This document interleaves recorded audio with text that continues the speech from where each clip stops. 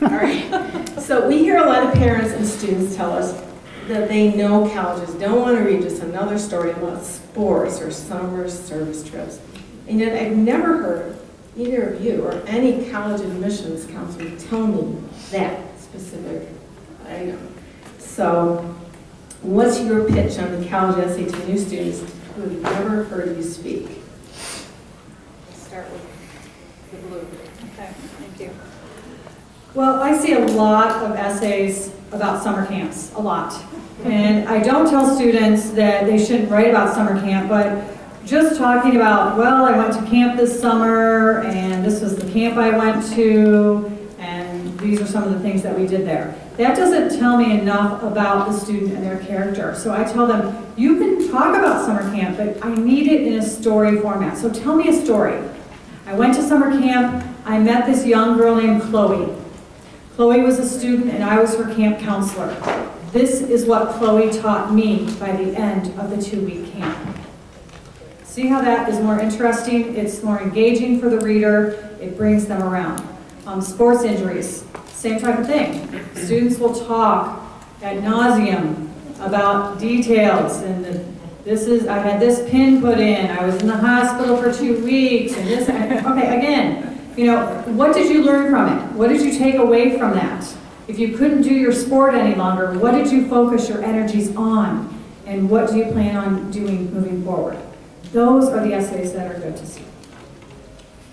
Yeah, I don't think we ever say don't write about a certain topic, whether it be summer camp or athletic experiences, but I do think we see an awful lot of those. And there's a real common trap, and the trap is to write about the event. And so you don't have a lot of time and a lot of words to explain in that personal statement or that essay what it is you want to say. And if you spend all of your time talking about the singular event, we don't know a lot about you as a student. So I think that's a trap. I think sometimes students also confuse drama and passion. You know, we're working with a generation of people, an age of people for whom drama is an important part of their life. Drama and passion are two very different things, and I think we have to help young people understand that. You know, I know we've talked about the word cliche, but really, you got to avoid the cliches when you're writing. You know, it's okay to admit not everything turns out okay. And when you hear about a camp experience, or you hear about an athletic event, it's all of this tragedy, all of this difficulty, and at the end the sun is shining and everything's perfect. Maybe not.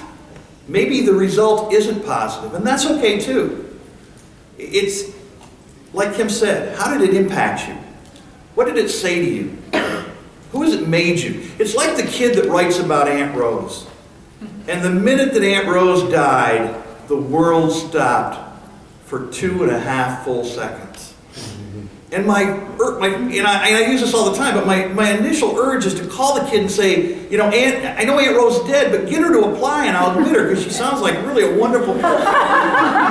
But the reality is I didn't find anything out about you as a student. Aunt Rose is wonderful, but who are you? So, you know, I think students at times try to sanitize their writing. They try to tell us what they think we want to hear. And in reality, what we really want to hear is what they want to say. Now, it may be good, it may be bad, but that's how the college admissions process tends to work. It does work. The student and how they present themselves leads to the decision. So the process works. Who are you? Where do you fit in? What do you bring to the table? A misnomer in the college admissions process all the time, and you guys aren't going to get the microphone back, by the way. You know, the misnomer is, what are we going to do to help the student out? How are we going to change their life? How are we going to make their life better? How are we going to enrich their experience? Don't kid yourself, folks. When we're looking at applications, we're saying, what does this individual bring to the table? How do they make us better? So that's what we want students to be thinking about.